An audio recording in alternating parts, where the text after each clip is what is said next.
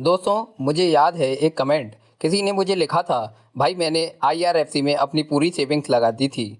सब लोगों ने कहा था सरकारी स्टॉक है, सेफ है। आज 35% लॉस में हूँ। क्या मैं गलत था? और मैं सोचने लगा, कितने लोग हैं ऐसे कितने लोग हैं ऐसे जो सिर्फ एक सरकारी नाम सुनकर आंखें बंद करके कूद गए। कितने लोग हैं जो आज अकेले बैठे स्क्रीन देख रहे हैं और अंदर ही अंदर घबरा रहे हैं। आज की वीडियो उन्हीं के लिए। मैं आज आईआरएफसी की पूरी कहानी बताऊंगा, ठीक से, सच्चाई से और सीधी भाषा में।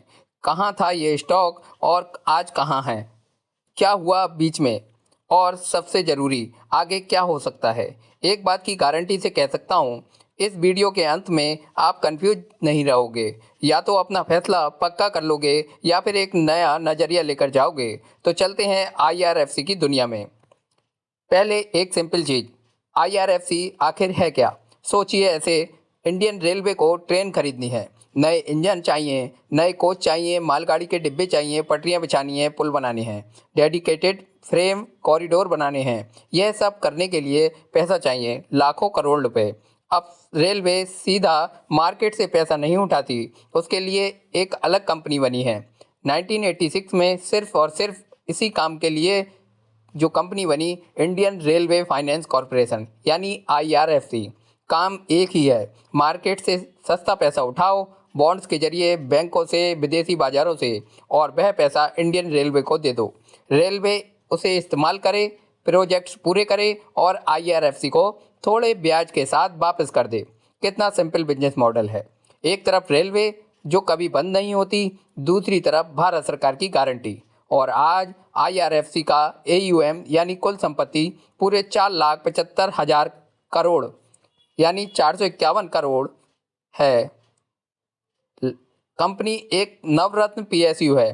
सरकार की हिस्सेदारी 86.36% है। मतलब सरकार का पूरा सपोर्ट है।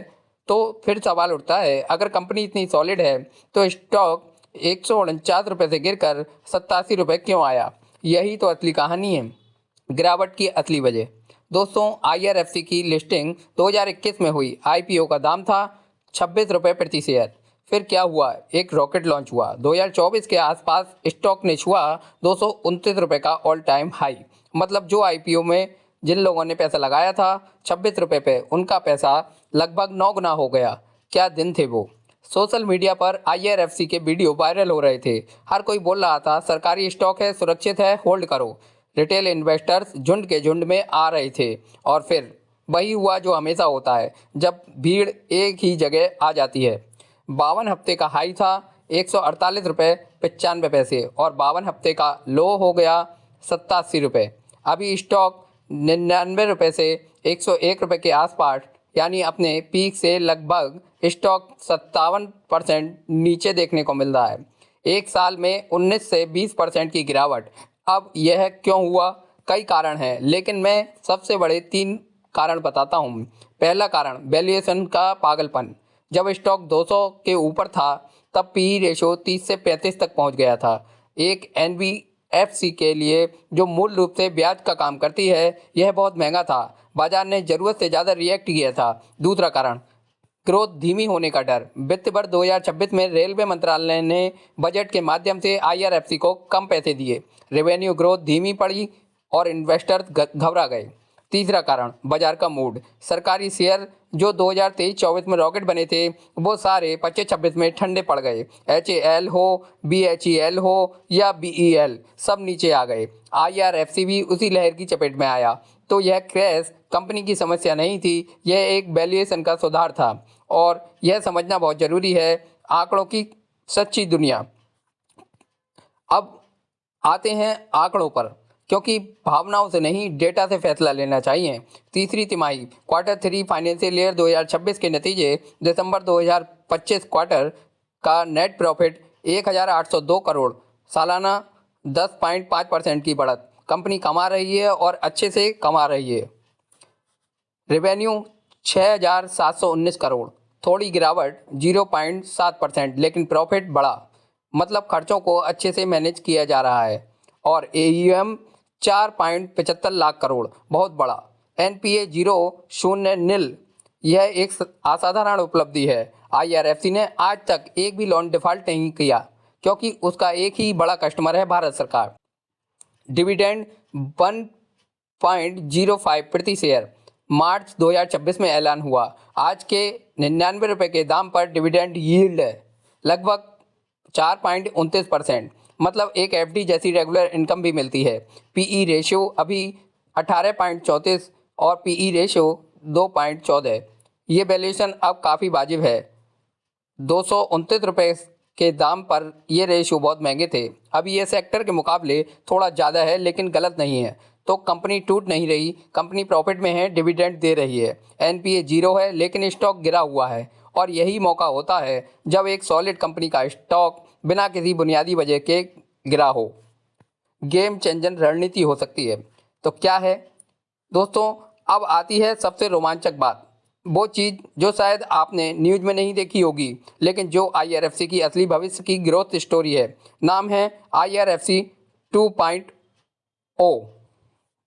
अब तक IRFC एक सिंगल क्लाइंट कंपनी थी, एक ही कस्टमर इंडियन रेलवे, एक ही काम रेलवे प्रोजेक्ट्स को फंड करना लेकिन अब कंपनी खुद को बदल रही है। IRFC के CMD मनोज कुमार दुबे ने खुद कहा, हम अब सिर्फ रेलवे तक सीमित नहीं हैं, हम एक पूर्ण इंफ्रास्ट्रक्चर फाइनेंसर बनने की तरफ बढ़ रहे हैं। कहाँ कहाँ जा रहे हैं IRFC?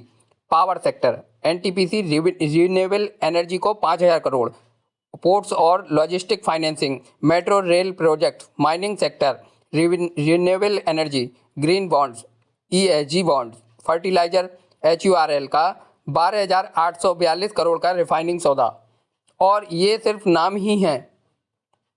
वित्त वर्ष 2026 के पहले 9 महीने में यानी अप्रैल से दिसंबर 2025 तक IRFC ने गैर रेलवे क्षेत्रों में 21,162 करोड़ बांटे हैं और रेलवे फाइनेंसिंग से मुनाफा सिर्फ 35 से 40 बेसिस पॉइंट होता था। नए बिजनेस में मार्जिन 100 से 150 बेसिस पॉइंट है, यानी 3 गुना ज़्यादा मुनाफा। कंपनी का लक्ष्य 2030 तक 60% रेलवे और 40% सेक्टर्स। इसका मतलब सीधे वही क्वालिटी स्टेटस, वही 0 NPA कल्चर, लेकिन कहीं ज़्यादा प्रॉफिट मार्जिन। IRFC 1.0 एक रेलवे बैंकर था और IRFC 2.0 एक पूर्ण इंफ्रास्ट्रक्चर पावर हाउस बन रहा है। रिस्क जो मैं नहीं छुपाऊंगा दोस्तों, मैं एक ईमानदार क्रिएटर हूं, इसलिए IRFC के रिस्क भी सीधे बताऊंगा, क्योंकि आधी जानकारी लेकर निवेश करना सरासर बेवकूफ़ी है। एक ही ग्राहक का रिस्क अभी भी है। कुल स्टेटस का 95.3% अभी भी रेलवे मंत्रालय का है। विविधीकरण शुरू हुआ है, लेकिन अभी सिर्फ 5%। कम मुनाफा, रेलवे फाइनेंसिंग में मार्जिन सिर्फ 35 से 40 BPS है। मतलब कंपनी का नेट इंटरेस्ट मार्जिन यानी NIM अभी लगभग 1.4% है, जो एक रेगुलर NBFC से कम है। नंबर 3 है ब्याज दरों का खतरा। अगर RBI दरें बढ़ाता है तो IRFC की लागत बढ़ती है। रेलवे को फिक्स्ड रेट पर उधार दिया जाता है तो मुनाफे पर दबाव आता है। और रेगुलेटरी जुर्माना, मार्च 2026 में NSE BSE ने 9.77 लाख का जुर्माना लगाया बोर्ड के नियमों के पालन में कमी के लिए। यह छोटी चीज़ है, लेकिन गवर्नेंस पर सवाल उठाती है। तो IRFC एक रिस्क फ्री निवेश नहीं है, कोई भी स्टॉक नहीं होता, लेकिन ये रिस्क मैनेजेबल है, जानलेवा नहीं है। अब सीधे बात करता हूँ, अलग अलग इन्वेस्टर्स के लिए अलग जवाब। अगर आप लॉन्ग टर्म इन्वेस्टर हैं तो 3 से 5 साल का सोच रहे हैं तो IRFC एक मजबूत कहानी। भारत का रेलवे खर्च अगले दशक में 2.5 लाख करोड़ सालाना होगा और IRFC 2.0 की मार्जिन बढ़ने वाली बात सच है। 0 NPA एक मजबूत नींव है और 4% से ज़्यादा का डिविडेंड बोनस है। अभी का दाम 98 रुपये से 101 रुपये वैल्यूएशन के हिसाब से सही है। आप धीरे धीरे SIP के जरिए निवेश करने की सोच सकते हैं। अगर आप पहले से होल्ड कर रहे हैं और लॉस में हैं, अपने आप से पूछिए, क्या कंपनी आधार बदला, प्रॉफिट कमा रही है, NPA 0 है, सरकार का साथ है और फंडामेंटल बिल्कुल नहीं बदले, सिर्फ दाम बदला है। डर में बेचना यानी अपने लॉस को पक्का कर लेना। अगर आप शॉर्ट टर्म ट्रेडर हैं तो 87 रुपये को लो टेस्ट हो चुका है और 100 रुपये के ऊपर ब्रेकआउट हो रहा है और 105 रुपये का रजिस्टेंस छूट जाता है तो स्टॉप लॉस 87 के नीचे रहें और 12.15% सालाना रिटर्न का लक्ष्य रखना ही समझदारी है। 6 महीने में पैसा डबल होने वाली कहानी IRFC की नहीं। दोस्तों, मैं एक बात और कहना चाहूँगा जो शायद कोई और नहीं कहेगा। जब कोई शेयर गिरता है तो सोशल मीडिया पर दो तरह के लोग होते हैं, एक जो मजाक उड़ाते हैं और दूसरा जो घबरा जाते हैं। दोनों ही गलत हैं। निवेश एक मैराथन है, दौड़ नहीं। IRFC एक रात में करोड़पति नहीं बनाएगा, लेकिन यह एक सॉलिड सरकार समर्थित कंपनी है जो भारत की ग्रोथ के साथ साथ बढ़ेगी। तो अपनी रिसर्च करें, अपनी क्षमता समझें और किसी के कहने पर नहीं, अपने भरोसे से निवेश करें। कंपनी सॉलिड है, 0 NPA, नवरत्न, डिविडेंड देने वाली। स्टॉक 229 रुपये के पीक से 101 रुपये पर वैल्यूएशन सही हुआ है। IRFC 2.0 विविधीकरण सच है, मुनाफे बढ़ेंगे, रिस्क कम, मार्जिन और सरकारी निर्भरता। मौका लॉन्ग टर्म के लिए जमा करने का जोन हो सकता है। अगर यह वीडियो आपके लिए मददगार रही हो तो इसे लाइक करें और उस दोस्त को शेयर जरूर करें जो IRFC को लेकर कंफ्यूज है। कमेंट में लिखें, क्या आप IRFC में प्रॉफिट में हैं या लॉस में। मैं हर कमेंट पढ़ता हूं। सब्सक्राइब करें क्योंकि ऐसी ईमानदार वीडियो रोज नहीं आती। मिलते हैं अगली वीडियो में, तब तक समझदारी से निवेश करें। जय हिंद।